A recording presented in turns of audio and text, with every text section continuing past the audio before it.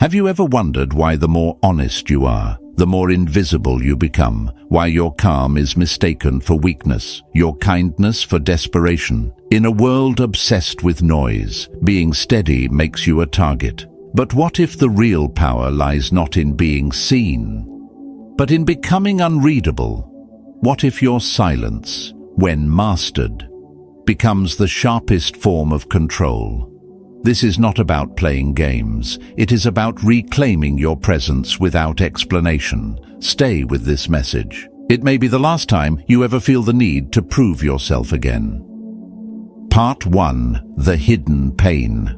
There is a silent kind of pain that few ever talk about, not because it lacks intensity, but because it carries shame. It's the pain of giving all your presence and still being overlooked. The pain of showing up with sincerity and still being treated like a background character in someone else's story. It's not the dramatic betrayal that wounds you, it's the quiet realization that your love, your patience, your unwavering loyalty was never really seen. No one teaches you what to do when your kindness becomes forgettable, when your stillness is mistaken for weakness, when your willingness to stay becomes the very reason they stop valuing you. So you start to question everything. Was I too much, or just too easy to reach, too available, too quick to respond? And slowly, without knowing it, you begin to abandon yourself. Not all at once, but in small, invisible ways. You stop expressing how you feel. You censor your truth. Not because it's invalid, but because last time it was used against you. This is not just emotional pain. It is the birth of self-doubt, not from failure, but from repeated invisibility. You explained yourself too often. You tried to earn love instead of letting your dignity command it. You believed that consistency would be respected, but in a world that worships scarcity, the more they see, the less they value. Let me tell you a simple example. A man who always replies within minutes, who never lets a message sit, who always makes space for others, soon becomes the one people overlook. Why? Because availability without boundaries breeds contempt. In this world, people respect what they must work for. They appreciate what they risk losing. And if you never let them feel the weight of losing you, they will never value having you. This is the heartbreak most people never acknowledge. It doesn't scream. It simmers beneath the surface. It hides behind sarcasm, overwork, and fake indifference. It appears every time you stay quiet when someone crosses the line, every time you act unbothered when your soul is burning, every time you minimize your needs just to keep the peace. And this, right here, is the beginning of erosion, not because they rejected you, but because you began rejecting yourself. So what do you do with this pain? You stop giving explanations. You stop making yourself readable to those who haven't earned the right to understand you. You stop thinking that being chosen by others is the highest validation. The real reward is becoming someone who can love deeply yet never lose composure. Someone who feels everything but reveals nothing to those who treat vulnerability as leverage. Machiavelli said it is better to be feared than loved if you cannot be both. In modern terms, it means protecting your dignity when the world does not value softness. This is not about becoming cruel. It's about becoming composed, calm, strategic, untouchable. You still feel, but now, you will not hand your emotions to those who see them as tools to use. You do not owe them your soul just because they asked for your time. That, right there, is where your true strength begins. Part 2. The deeper mechanism. What if your suffering had nothing to do with your worth, and everything to do with how this world is structured? What if you were never rejected because you lacked value, but because you gave that value away too easily? In a world trained to extract rather than to honor, to consume rather than to respect, emotional openness without discipline becomes the easiest target. not because kindness is weakness, but because most people have never been taught to revere what is freely accessible. When you walked into relationships with sincerity and openness, you assumed that truth would be met with truth. But Stoicism teaches us that the world is not obligated to mirror our virtues. It reflects its own hunger. And when you become predictable, when your presence is taken for granted, you are no longer seen as a person, but as a utility, not because you failed, but because you never gave them the chance to earn what you kept giving away. Human nature, in its rawest form, is drawn not to excess, but to mystery. What is easily understood is easily dismissed. What is fully visible is rarely protected. That is why the quiet man is often the most feared. The unbothered presence commands more respect than the loud explanation. In this, Machiavelli and the Stoics meet. Power is not a display of force, but the restraint of it. When they could predict every reaction you would have, every emotion you would reveal, every effort you would offer, they stopped seeing your presence as something sacred, and yet you stayed. You explained. You forgave without demand. You reacted quickly, hoping it would show care, but it only confirmed their control over your state. This is the mechanism most people never uncover. The world does not honor emotional honesty unless it is accompanied by emotional discipline. And that discipline is not suppression, it is sovereignty. It is the kind of strength Marcus Aurelius lived by, showing calm in the face of insult and composure in the face of pressure. When others would lash out, he would reflect. When others would argue, he would choose silence, because he understood this truth: what you give away too soon, you no longer own, and once others sense that your peace is reactive, they will keep testing it. So what is the antidote? Not coldness, but control; not withdrawal, but quiet elevation. From now on, you do not flinch at disrespect. You do not rush to prove your worth. You do not chase understanding from those who thrive in misunderstanding you. Instead, you master your tone. You slow your response. You make your presence feel earned again, not out of pride, but out of respect for the temple that is your mind. Picture this. The next time someone tries to provoke you, say nothing. Let your silence be the sword. Let your absence be the lesson. You are no longer obligated to explain pain to those who inflicted it. You are no longer here to be read like a book, passed around like something ordinary. You are the closed door that only opens to those with reverence. And in that silence, in that stillness, they will begin to feel the weight of something they cannot access. That is not cruelty. That is clarity. And clarity, in a Stoic world, is the birthplace of real power. Part 3. The Common Mistakes. Let us be direct. If you have ever felt ignored, dismissed, or disrespected, it is likely not because you lacked value, but because you followed the wrong principles. The world does not reward sincerity unless it is paired with discipline. It does not honor emotion unless it is tempered by restraint. In this life, perception shapes outcomes, and when you act without awareness, when you give without boundaries, the world does not rise to meet your heart. It exploits your absence of form. So let us examine the 6 mistakes that quietly strip your strength, not out of malice, but out of misalignment.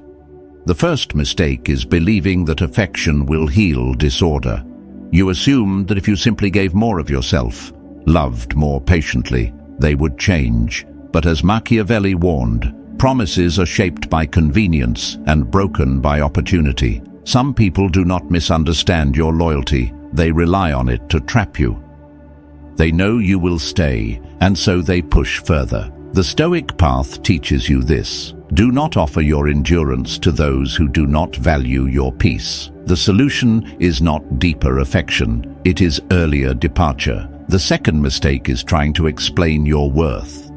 You pleaded through actions, justified through words, hoping they would understand.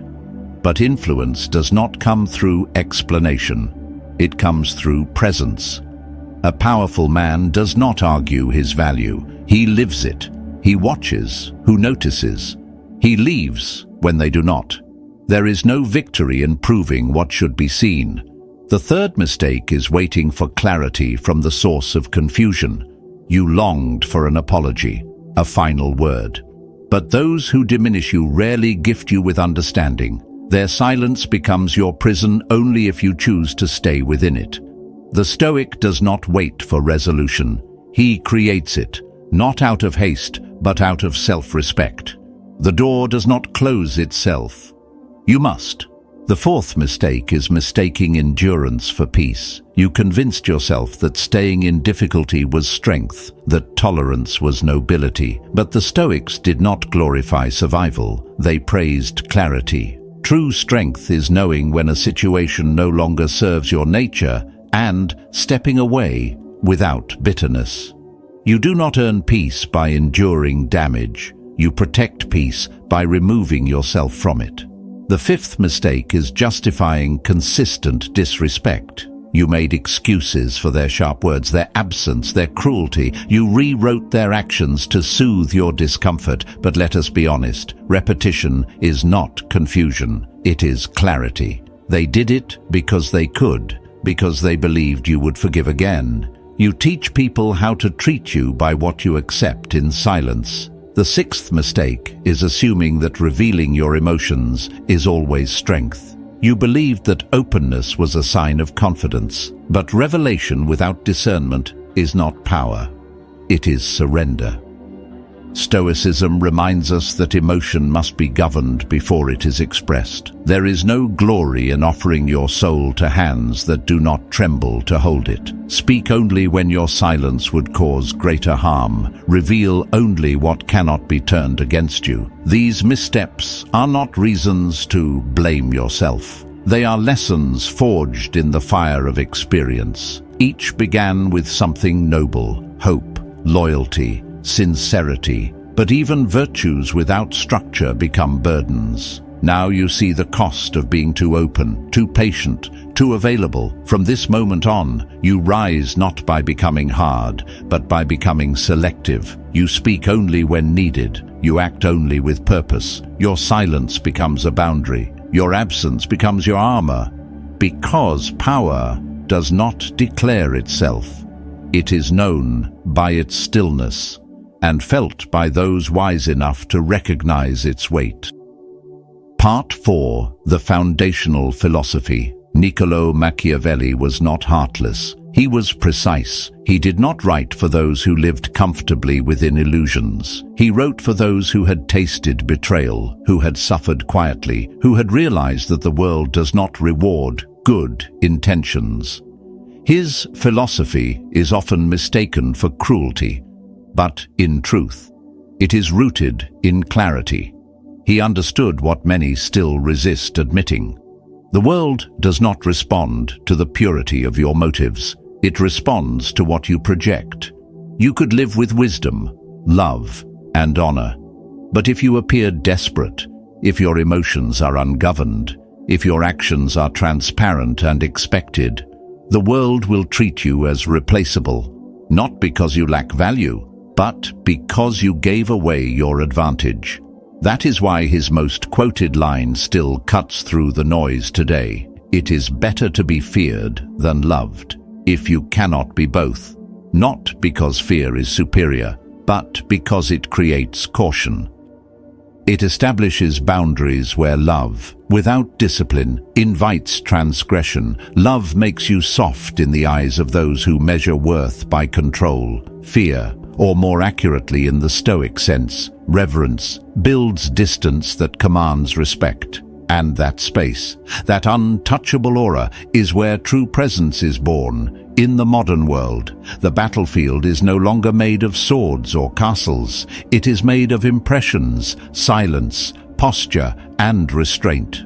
Your strength is measured not by how loud you are, but by how deeply others feel your calm. Machiavelli warned that the man who insists on showing goodness in every moment will be crushed among those who do not live by virtue. This echoes the Stoic truth. Virtue must walk with prudence. If your kindness becomes predictable, it becomes an opening. If your honesty is given without wisdom, it becomes a weapon in the hands of those who do not share your values. You must learn the distinction. When to offer warmth and when to guard it. When to speak and when to wait. When to forgive and when to disappear entirely. This is not deceit, it is discipline. The strength of a Stoic is not in being understood, it is in being unshakable. Machiavelli never advised cruelty, he advised calculation. He never promoted emptiness of heart. He urged the mastery of display, because once others can predict your movement, they no longer respect your stillness. In today's world, where every feeling is made public, where attention is currency, and silence is misread as weakness, your greatest weapon is your inner command. The man who governs his tongue, who chooses when and how to reveal himself, becomes rare, and rarity, in this noisy age, becomes power. If Machiavelli stood in our time, he would not tell you to be louder. He would tell you to become so composed that others cannot tell where your thoughts end and your strategy begins. You do not need to be liked by all. You need to be unshaken by any. Respect is not earned by giving more. It is earned by revealing less. The moment you stop explaining yourself to those who never earned your truth, the moment you no longer chase validation, is the moment you rise beyond their reach. Why? Because people retreat from what they cannot understand. They yield to what they cannot move. They admire what remains silent while the world shouts. That is not arrogance, it is structure. It is self-command. So the next time you enter a room, do not rush to speak. Do not seek approval. Do not perform. Stand still. Breathe deeply. Let the silence do what no noise ever could.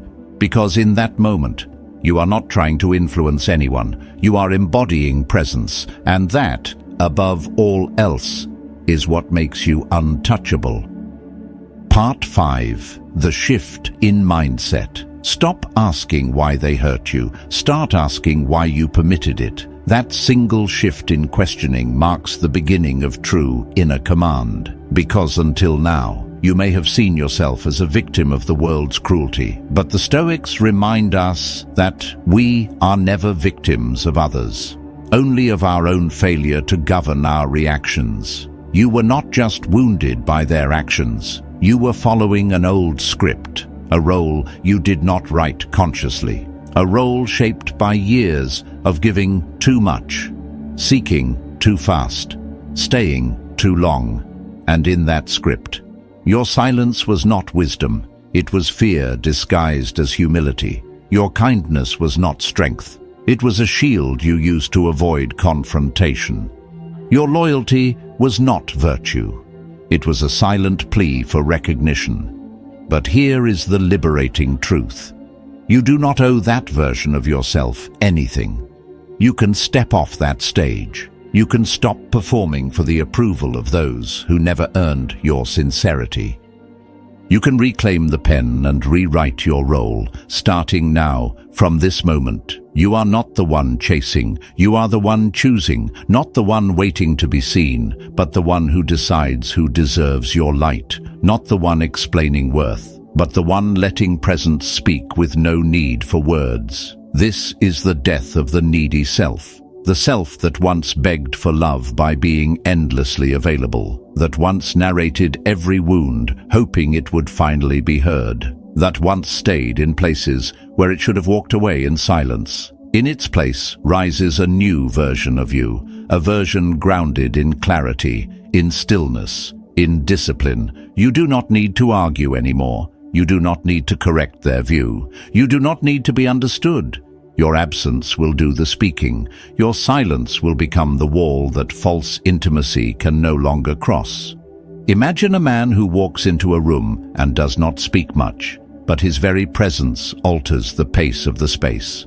People do not rush to greet him out of familiarity, but they observe him out of respect. He speaks only when it matters, and when he does, his words land with weight. That is the man you are becoming. You are not withholding to punish. You are practicing restraint to preserve. Every reaction you withhold is strength unspent. Every boundary you enforce without explanation is a wall they cannot climb. If Machiavelli could see you today, he would not tell you to become colder. He would tell you to become sovereign, not in arrogance, but in design. Because the less you need to be perceived, the more you are felt, and those who cannot define you will never control you. So next time they pull away, let them. Next time they disrespect your time, remove your energy. Next time they play games with your attention, do not participate. Let your distance deliver the message your words no longer owe.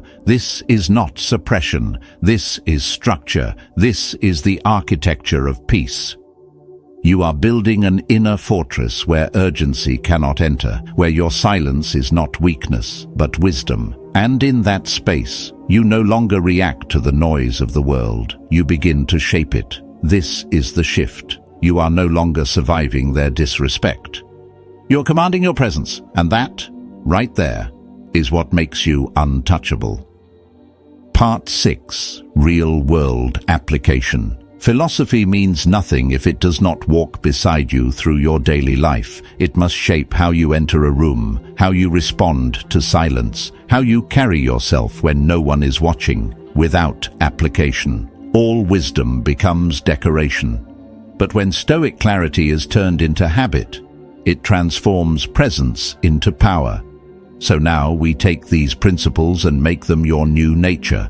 We make detachment your language and discipline your edge. Here are 6 rules of conduct.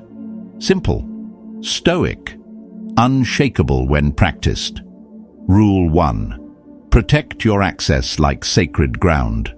Your time is not a public service. Your attention is not a donation, and your energy is not for auction. You do not owe anyone your immediate reply. You do not need to explain your silence. The moment you stop being always available, you begin to be truly respected. Let those who were entitled to your presence learn how valuable your absence feels. For where access ends, reverence begins.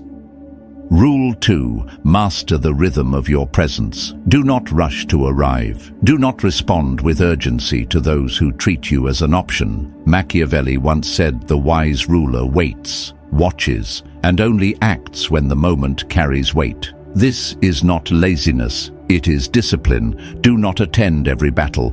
Do not explain yourself to those who do not listen. Let the silence they created become the pressure they must sit in. Rule 3. Speak with the weight of decision, not the noise of reaction. Most people flood the room with words. You will not. You will speak with intent. When you speak, let it feel like an action, not an appeal. Never explain what already stands with strength. Never apologize for protecting your peace. Speak with such calm that others feel your stillness before they hear your voice. Rule 4. Respond with clarity, not with emotion. When they raise their voice, you lower yours. When they provoke, you observe. When they insult, you stay still. Be the unmoved mirror. Show them their chaos without contributing your own. The more reactive they become, the more you withdraw, and in that withdrawal, they meet themselves. Rule 5. Be the mystery no one can decode. You are not unreadable because you are pretending. You are unreadable because you have done the inner work, the reflection, the silence, the tempering of impulses. There is no need for nervous laughter, no need to over-explain, no need to announce who you are. Your presence speaks when your words do not. Rule 6. Walk away with no explanation. Not to punish, but to preserve what remains untouched within you. Let your absence teach the lessons your voice no longer needs to deliver. You owe no one a warning. You owe no one closure. You simply owe yourself peace. And sometimes, peace is the door you close without noise. These rules are not performance, they are remembrance. You are returning to the version of yourself that did not need to chase worth. That did not confuse visibility with value. That new silence was not weakness, but sovereignty. From now on, you move like stone, you speak like steel, you act with precision and command through restraint. Because the most powerful force in any room is the one that does not need to be seen to be felt. Part 7. The New Face of Power. What does real power look like? It is not the loud, theatrical version that the world often glorifies. It is not rage masked as strength or submission dressed as virtue. The new face of power is quiet, precise, and rooted in inner steadiness. It is the kind of presence that does not announce itself yet alters the energy of the room the moment it enters.